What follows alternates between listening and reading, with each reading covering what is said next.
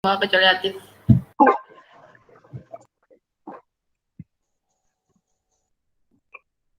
Assalamualaikum warahmatullahi wabarakatuh. Kami dari kelompok 3 akan mempresentasikan hasil diskusi kami tentang perencanaan PPA Kota Cilegon. Saya Muhammad Istilahul Khairi, NRP 101840409 akan mempresentasikan bab 1 dan bab 2. Bab 1 pendahuluan.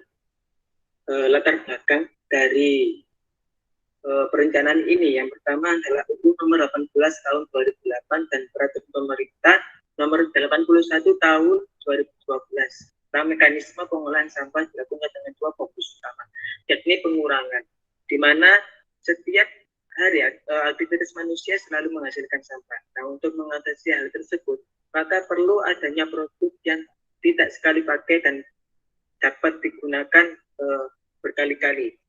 Sedangkan fokus yang kedua adalah penanganan sampah, agar sampah yang dihasilkan manusia setiap hari tidak sampai mencemari lingkungan dan dapat diolah kembali menjadi produk yang bermanfaat. Kemudian latar belakang yang kedua, sekitar 60% sampah di kota-kota besar di Indonesia yang dapat terangkut ke TPA atau tempat pengolahan air yang operasi utamanya adalah pengurukan atau landfill. Bertambahnya jumlah penduduk di suatu tempat setiap tahunnya menyebabkan kenaikan timbulan sampah yang dihasilkan. Masih bab 1 pendahuluan menuju ke profil daerah Kota Cilegon. Yang pertama, kondisi topografi Kota Cilegon, di mana ketinggian wilayah kota ini berada pada level 0 sampai 553 meter di atas permukaan laut. Daerah perbukitan Gunung Gede yang berada di bagian utara Kota Cilegon, yaitu di Kecamatan Pulau Merak, merupakan wilayah yang tertinggi. Sedangkan wilayah terendah pada kawasan pesisir pantai, terutama di bagian barat yang berbatasan langsung dengan Selat Sunda. Selanjutnya adalah kondisi geologi, di mana kondisi geologi digolongkan menjadi 3 bagian, yaitu batuan vulkanik kuarter tua yang terdapat di bagian utara Kota Cilegon. Kemudian tufa Banten sebagian besar di wilayah selatan Kota Cilegon. Yang ketiga adalah endapan aluvium pantai yang terdapat di daerah pesisir pantai yang tersusun atas persilangan antara lempung dan pasir.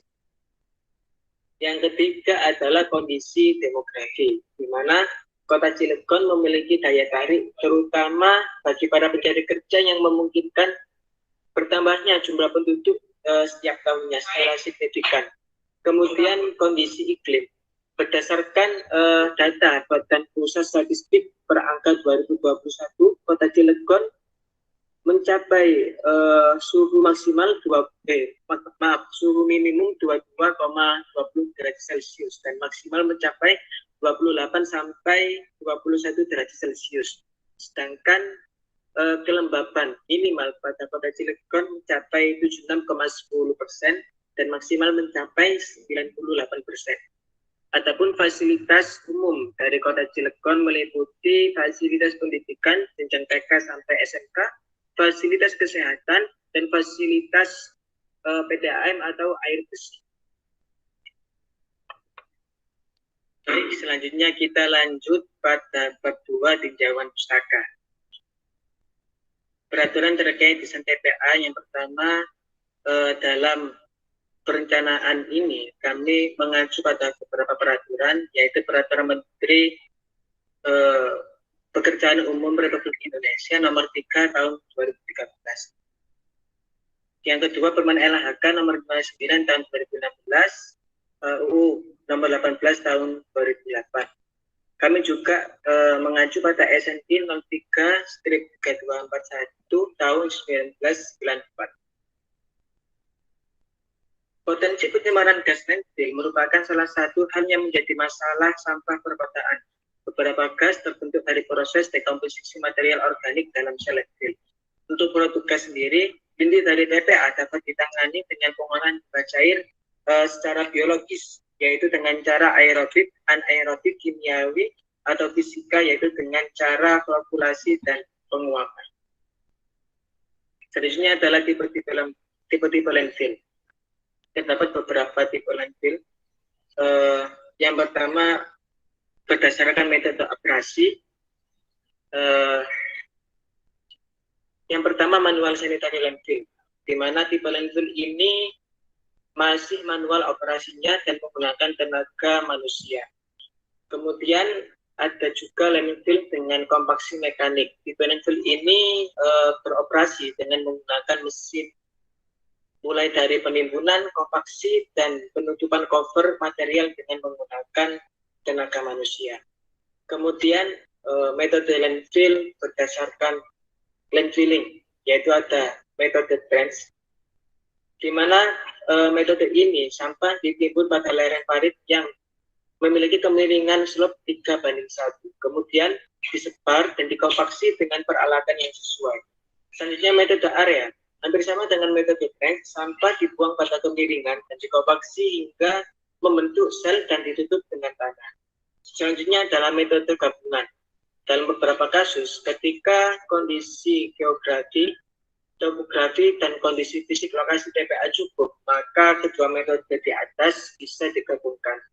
Selanjutnya, berdasarkan kehadiran oksigen, ada tipe landfill semi aerobik dan anaerobik, di mana sampah terdekomposisi dan terfermentasi mengalami panas dengan temperatur yang tinggi, kemudian akan dialirkan dalam pipa gas dalam sanitary landfill.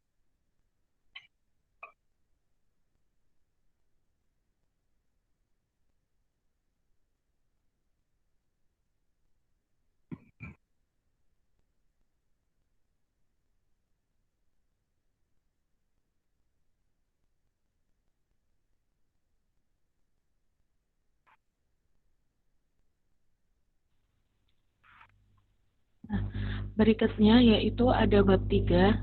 Di sini bab 3 kami akan membahas tentang detail engineering design TPA. Nah, di dalam detail engineering design TPA ini kita membahas dua aspek, yaitu yang pertama ada demografi, timbulan, volume sampah, kondisi iklim, dan karakteristik sampah di industri. Yang kedua, yaitu ada volume yang dibutuhkan, yaitu meliputi volume sampah, cover material, dan juga TPA. Nah, untuk perhitungan luas lahan yang diperlukan untuk landfill berdasarkan dengan banyaknya sampah yang diproses di dalam landfill. Beberapa hal lain yang turut mempengaruhi adalah prosentase pelayanan, densitas, kompaksi, rasio cover material, densitas stabil, kedalaman rencana, dan freeboard yang diterapkan. Nah, di sini saya akan membahas tentang pemilihan kriteria lahan TPA. Nah, dalam proses pemilihan kriteria lahan TPA, yaitu terdapat dua acuan, yaitu yang pertama berdasarkan SNI nomor 033241 tahun 1994, yaitu ada tabel seperti di bawah ini, parameter, indeks sensitivitas, bobot skala 0 sampai 1000, hasil olahan nilai indeks sensitivitas. Nah, dalam tabel tersebut telah tersajikan untuk parameter-parameter yang diperlukan. Nah, setelah dilakukan pemberian skor dari 3 kecamatan yang menjadi calon lokasi pembangunan TPA, diperoleh total nilai indeks sensitivitas yang paling kecil, yaitu ada di Kecamatan Cilegon. Nah, karena nilai indeks sensitivitas yang kecil ini menunjukkan jika wilayah tersebut aman untuk dijadikan lokasi TPA dan daerah tersebut minim dampaknya dari bencana. Untuk acuan yang kedua, yaitu berdasarkan Permen PU nomor 3 tahun 2013. Nah, di sini juga terdapat beberapa parameter yang sudah kami sajikan dalam bentuk tabel, yaitu ada parameter nilai awal, bobot, dan juga penyesuaian nilai. Bisa kita lihat di dalam tabel tersebut.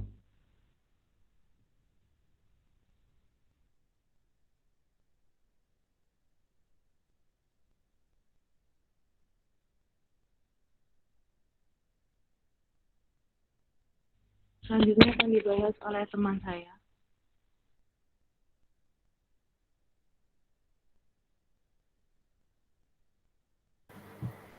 Sebelum kita merencanakan sebuah TPA, alangkah baiknya jika kita mengetahui jumlah penduduk pada kota Cilegon di 5 tahun ke belakang untuk menghitung proyeksi penduduk ke depannya. Proyeksi penduduk sendiri adalah perhitungan yang didasarkan dari angka kelahiran, kematian, dan perpindahan penduduk yang ada di kota tertentu. Terdapat 3 cara untuk mengetahui perhitungan proyeksi penduduk. Ada metode aritmatik, metode geometrik, dan metode least square. Untuk metode aritmatik sendiri, diperoleh data jumlah penduduk tahun 2016 hingga tahun 2020 dari sensus penduduk yang ada di kota Cilegon, seperti yang ada di tabel. Lalu kita mencari jumlah R. R tersebut adalah angka pertumbuhan penduduk. Dan diperoleh pada metode aritmatik bahwa angka pertumbuhan penduduk sebesar 20,77. Sedangkan menggunakan metode geometrik, R-nya diperoleh angka 1,49. Dan pada metode least square tidak dapat digunakan karena tidak cocok dengan model pertumbuhan yang ada di kota Cilegon. Dari ketiga metode ini kita memilih metode geometri karena angka R yang dihasilkan atau angka pertumbuhan penduduk mendekati 1. Sehingga dihitung pada rumus metode geometrik seperti yang ada di slide ini, bahwa perhitungan proyeksi penduduk 15 tahun ke depan dengan rumus tersebut adalah 434.894 penduduk yang ada di kota Cilegon.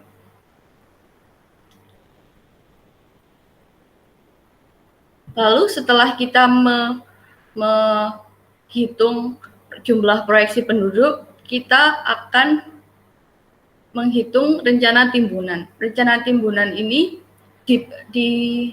digunakan untuk mencari hasil akhir berupa luas lahan yang diperlukan untuk landfill berdasarkan dengan banyaknya sampah yang diproses dalam landfill. Seperti tabel di sebelah ini, sebenarnya tabelnya ada panjang karena saya hanya menjelaskan tentang hasil akhirnya yang berupa akumulasi luas lahan, maka luas lahan ini diperoleh dari fill area, freeboard, dan total area yang dipengaruhi oleh presentasi pelayanan, densitas kompaksi, rasio cover material, densitas stabil, kedalaman rencana, dan freeboard yang nantinya akan dijelaskan oleh teman saya di slide berikutnya.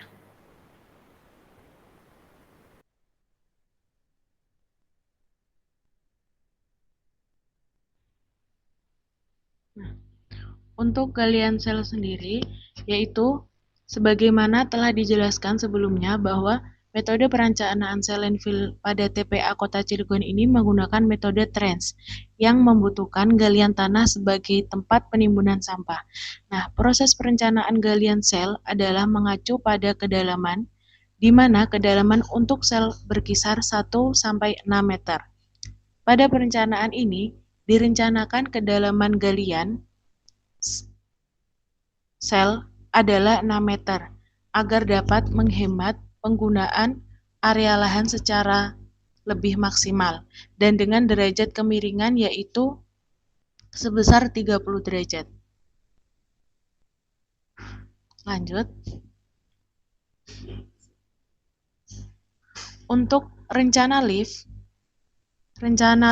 sendiri sebagaimana telah dijelaskan sebelumnya bahwa metode perencanaan sel landfill pada TPA Kota Cilegon ini menggunakan metode trench. Nah, di mana pada periode operasinya juga akan melakukan dumping di atas permukaan tanah dengan persyaratan dan spesifikasi tertentu. Nah, pada perencanaan ini akan direncanakan jumlah lift yaitu 4 lift yang sejumlah dengan tahun operasinya dengan ketinggian setiap lift yaitu 1,5 meter sehingga ketinggian total tidak akan terlalu tinggi. Lanjutnya, untuk rencana timbunan sampah per sel, yaitu proses penimbunan pada setiap sel adalah dengan mengacu kepada kapasitas sel setiap liftnya yang telah direncanakan dengan spesifikasinya, sehingga volume untuk setiap selnya adalah jumlah dari volume sampah terkompaksi dengan volume cover materialnya. Di sini juga terdapat tabel untuk lebih memperjelas hitungan-hitungan sebelumnya. Selanjutnya akan dibahas oleh teman saya. Baik, di sini selain menghitung pertumbuhan penduduk dan rencana lift cell, yang penting dari detail engineering design dari TPA adalah menghitung proyeksi timbulan sampah. Perhitungan proyeksi jumlah timbulan sampah dilakukan untuk mengetahui besarnya kapasitas landfill yang harus disediakan untuk memproses limbah padat yang diterima setiap harinya sampai akhir tahun operasi. Pentingnya perhitungan ini dilakukan agar tidak terjadi overload atau kapasitas yang tersedia tidak lagi mampu menerima kiriman limbah padat, padahal masa operasi belum berakhir. Perhitungan proyeksi jumlah timbulan sampah dilakukan sampai sama dengan masa operasi dari TPA yang direncanakan, yaitu tahun 2030.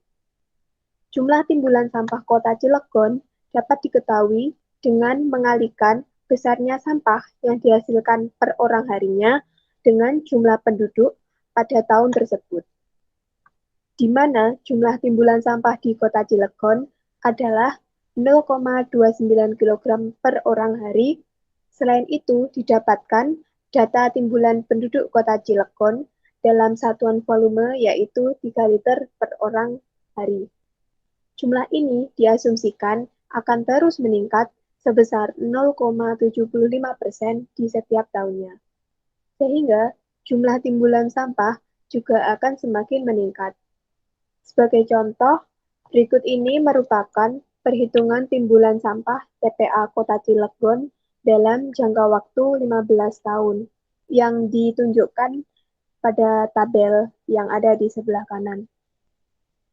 Untuk contoh perhitungan timbulan sampah, ini mengambil pada tahun 2021, di mana rumus untuk menghitung timbulan sampah adalah populasi dikali PPC, di mana populasi ada 434.897 orang dikali 0,3 kg per orang hari, sehingga didapatkan hasil 126.120,1 kg per hari, di mana untuk satuan kilogram per hari ini dikonversikan ke tahun sehingga menjadi 46.033,8 ton per tahun. Jumlah timbulan sampah akan dijumlahkan per tahunnya untuk mengetahui besaran sampah yang terkumpul di dalam landfill pada tahun 2035 tanpa memperhatikan adanya degradasi dan faktor lainnya. Next. Untuk karakteristik komposisi sampah, di Kota Cilegon, karakteristik sampah meliputi sampah organik, sampah kertas, sampah kaca, sampah plastik, sampah logam, sampah kayu, sampah kain, sampah karet, dan komposisi lain. Nah, untuk menghitung jumlah sampahnya sendiri berdasarkan komposisi yaitu dengan rumus jumlah timbulan sampah dikali persen karakteristik sampah. Sehingga dengan contoh perhitungan jumlah sampah organik pada tahun 2021 adalah 88 dikali 52%, sehingga didapatkan hasil 45,9 ton. Next.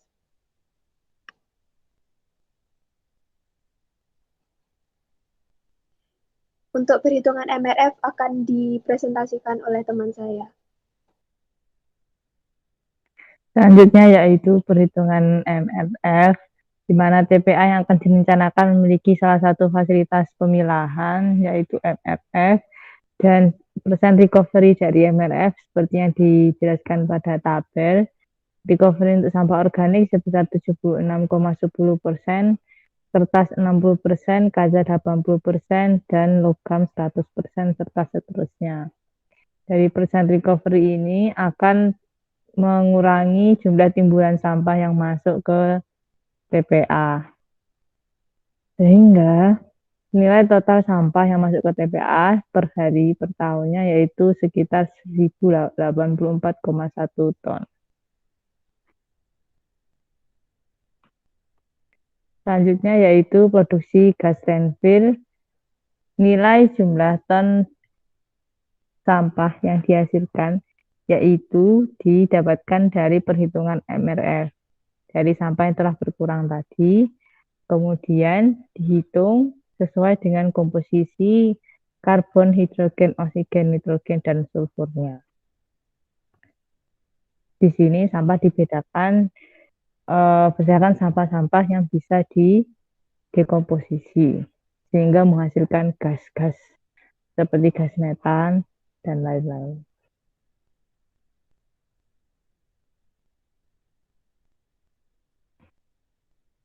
Di sini diproyeksikan hasil produksi gas dengan menggunakan metode seperti yang ada di buku Coba Nologus, dan dihasilkan produksi gas-gas metan dan gas lainnya per tahun, dan juga dihitung juga dampak dari penambahan gas akibat timbunan dari sampah-sampah tahun-tahun sebelumnya hingga tahun yang direncanakan yaitu tahun 2035. Selanjutnya perhitungan lindi. Ya, selanjutnya adalah perhitungan lindi. Produksi lindi dihitung per tahun di setiap zona penimbunan sampah di TPA. Pada perencanaan TPA sampah Kota Cilegon, jumlah zona penimbunan adalah 2 buah. Produksi lindi di setiap timbunan sangat dipengaruhi oleh besar kandungan air dalam sampah dan besarnya air hujan yang terinfiltrasi ke dalam timbunan. Produksi lindi juga sedikit dipengaruhi oleh produksi gas per tahunnya. Berkurangnya nilai daya tampung air oleh sampah atau field capacity dapat memperbesar produksi lindi per tahunnya. Beberapa ketentuan dalam perhitungan produksi lindi adalah dijelaskan di tabel sebagai berikut, di mana di sini terdapat data dari densitas sampah kompaksi, densitas tanah penutup, kebutuhan tanah penutup, kadar air sampah, koefisien infiltrasi, intensitas hujan rata-rata, rata-rata lama hujan per hari, luas zona penimbunan, densitas air hujan, perhitungan debit air hujan, volume air hujan, perhitungan berat air hujan per tahun, densitas gas, konsumsi air untuk pembentukan gas, uap air di dalam gas. Di mana berikut ini merupakan contoh perhitungan produksi lindi di tahun pertama, yaitu yang pertama adalah berat sampah yang terkompaksi dihitung dengan kebutuhan tanah penutup. Sehingga setelah didapatkan hasilnya akan diketahui total timbunannya, lalu dihitung berat kering sampah. Lalu setelah itu dihitung kandungan air dalam sampahnya dengan mengalihkan berat sampah dikali persen kadar air sampah. Lalu pada tahun pertama, produksi gas total itu adalah sebesar 0 ton. Lalu setelah itu adalah menghitung berat air terkonsumsi untuk pembentukan gas, di mana rumusnya adalah volume produksi gas dikali jumlah konsumsi air per meter kubik produksi gas.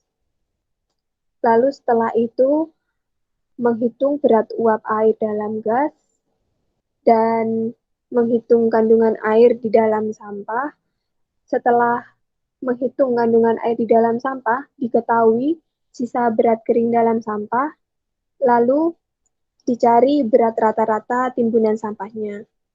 Setelah itu, menghitung field capacity timbunan sampah, lalu menghitung berat air tertahan dalam timbunan, sehingga dapat diketahui produksi lindi per tahunnya dengan rumus berat kandungan air dalam sampah dikurangi berat air tertahan dalam timbunan, yang didapatkan hasilnya sebesar 13.362,889 ton, dan debit produksi lindinya diketahui dari berat produksi lindi per tahun dibagi densitas air dan dikonversikan ke bentuk detik, sehingga diperoleh nilai 0,000423734 meter kubik per detik.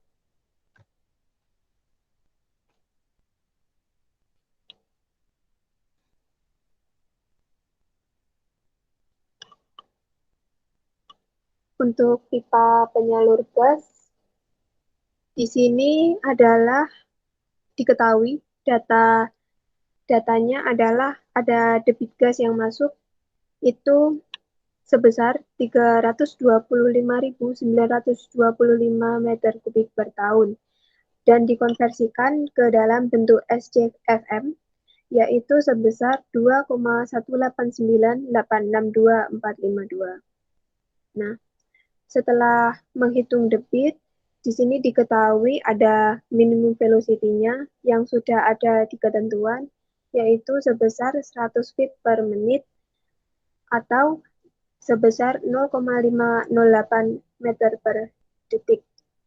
Untuk kecepatan pipanya sendiri adalah 2000 feet per menit, sehingga didapatkan luas pipa dari Hi masuk dibagi kecepatan pipa, dan diperoleh nilai sebesar 0,001094931 feet kuadrat. Lalu, untuk menghitung diameter pipa, digunakan rumus 4 kali luas pipa dibagi 3,14 dan di akar. Dan didapatkan nilai 0,00697408 feet atau dalam bentuk sentimeter adalah 0,232469475. Karena ukuran diameter pipa ini lebih kecil daripada persyaratan minimal yang dipakai atau yang ada di lapangan, maka digunakan diameter terpakai yaitu 15 cm atau 0,4902 feet, sehingga dengan diameter demikian dapat ditentukan A aktual adalah 0,25 dikali 3,14 dikali diameter kuadrat dan diperoleh nilai 0,190116621 feet kuadrat, dan V aktualnya adalah Hi masuk dibagi A aktual, di mana nilainya adalah 11,5243642 meter per detik.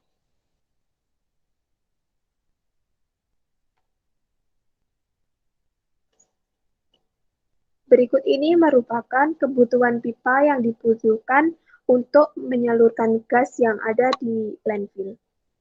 Di sini ada tabel yang menyebutkan jalur pipa, yaitu vertikal area 1 untuk diameter yang terpasang adalah 15 cm, panjangnya 7 meter, dan jumlah pipanya yang dibutuhkan ada 81.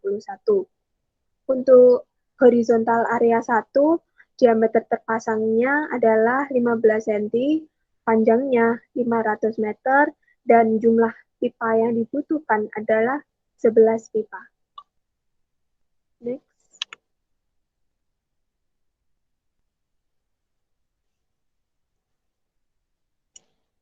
Untuk pengolahan lindi akan dijelaskan oleh rekan saya. Setelah melakukan perhitungan lindi, seperti yang teman saya jelaskan, tentu saja lindi kan perlu diolah sebelum dibuang ke lingkungan.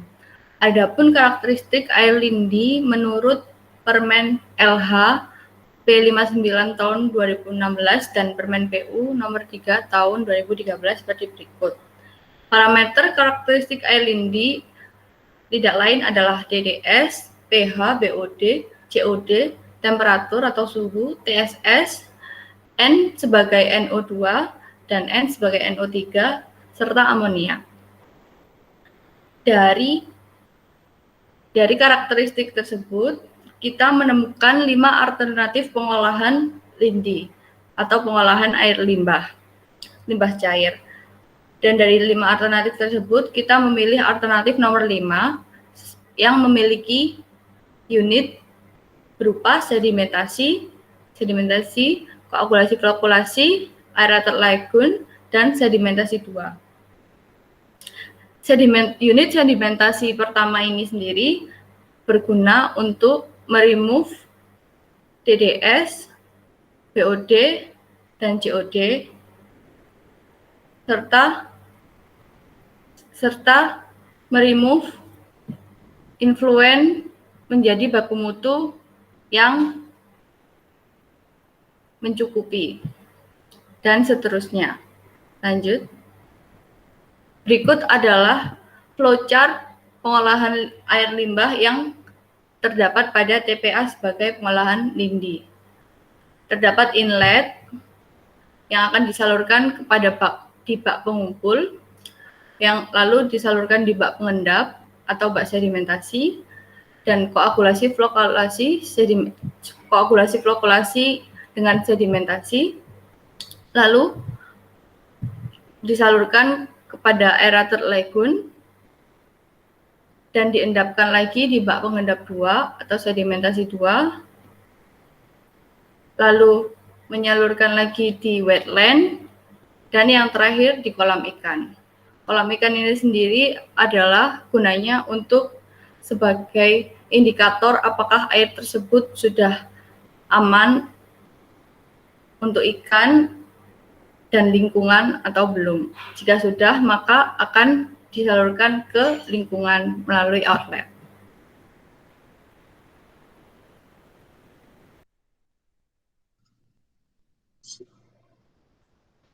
Selanjutnya ada bab 4 yang yaitu perhitungan RAB dan BOG. Perhitungan besaran volume pekerjaan atau bill of quantity dihitung berdasarkan dimensi konstruksi hasil desain dengan pendekatan geometris dan linear dengan satuan volume. Sementara itu, rencana anggaran biaya RAB disusun berdasarkan harga satuan pekerjaan yang di sini yaitu ASPK Kota Cilegon dan volume pekerjaan yang dilaksanakan sesuai dengan bentuk dan ukuran yang telah direncanakan. Detailnya ada seperti tabel di samping, yaitu ada rekaman harga, jenis kerjanya, dan yang seluruh totalnya yaitu 805 miliar 456.271.985 rupiah. Lanjut.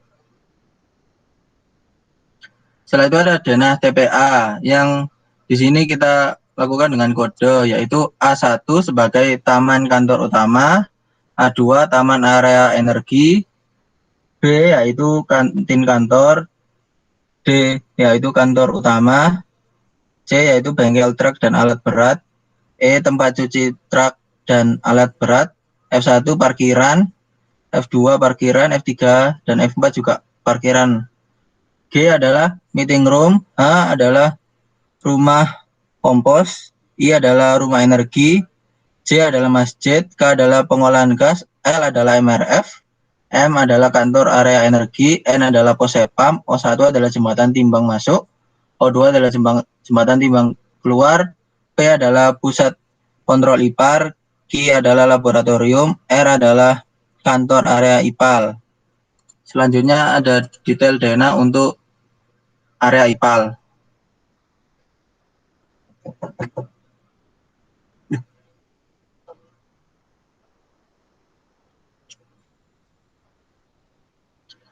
Yang lampiran dana pipa gas akan dijelaskan oleh teman saya.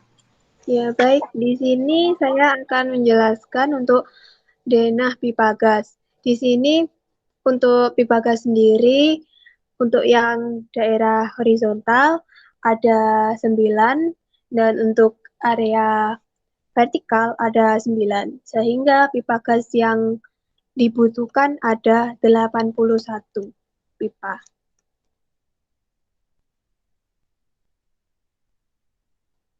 Lanjut.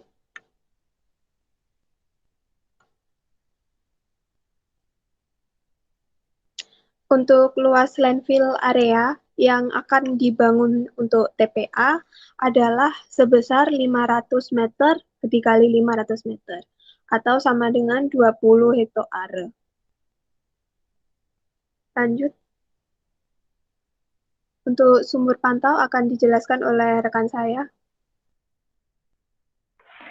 Selanjutnya yaitu untuk peletakan sumur pantau diletakkan sebelum TPA, alirannya dari kiri ke kanan, aliran air tanahnya.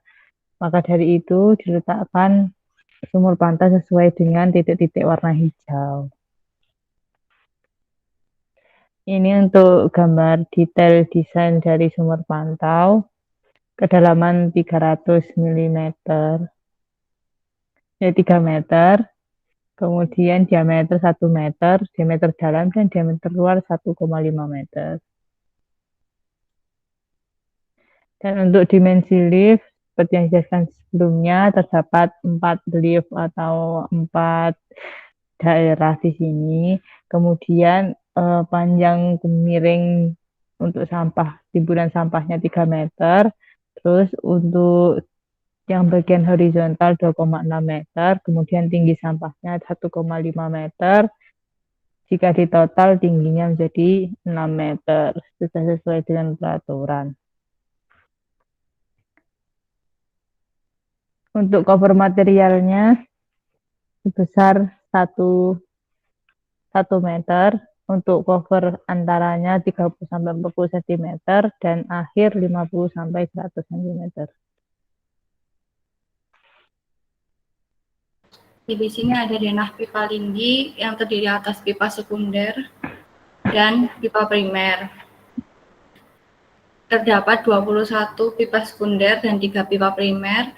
Pipa sekunder menyalurkan air lindi ke aliran pipa primer, dan pipa primer menyalurkan air lindi ke pengolahan air lindi yang akan dilampirkan pada gambar selanjutnya.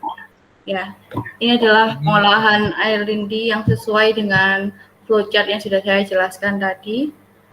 S1 adalah bak pengumpul, S3 adalah bak koagulasi sedimentasi, S4 adalah bahan kimia, S5 adalah aerated lagoon, S6 pengendap lagi, S7 wetland, dan S8 bak ikan.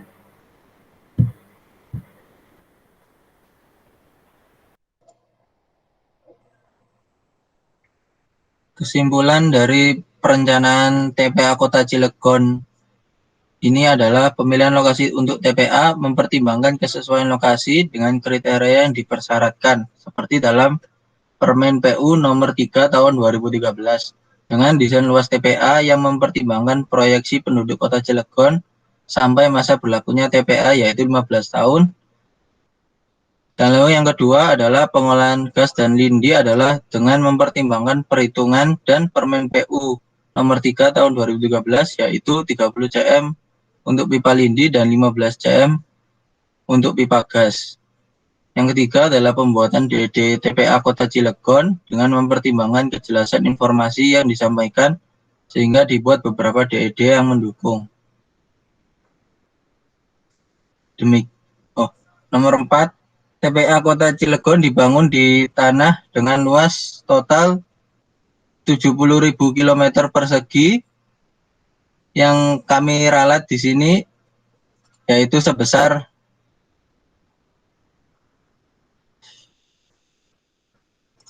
500 meter kali 500 meter atau 20 hektar.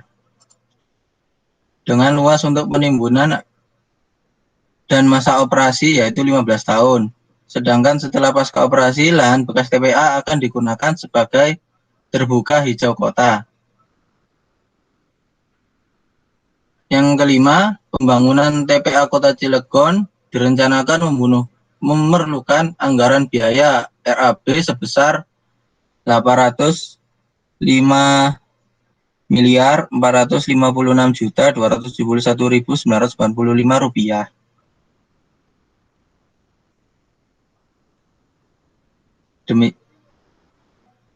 Demikian presentasi mengenai TPA Kota Cilegon dari kami kelompok 3 kelas PL6B.